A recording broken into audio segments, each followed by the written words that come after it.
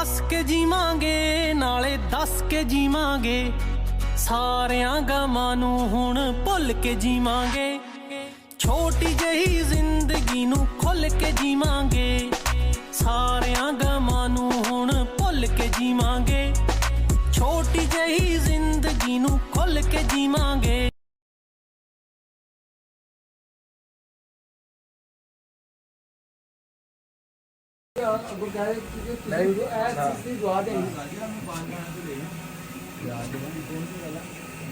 गुरु 300 ओ नहीं भाई 300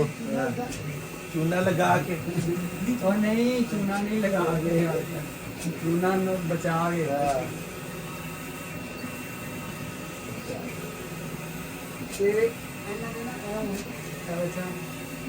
इंशाल्लाह भी माशाल्लाह भी जज़ाकल्लाह भी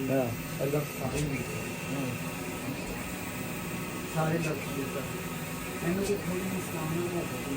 अच्छा चलो कल हो तो बैठे हाँ जी मैं बस अभी घर जाके पूछ कर करता हूँ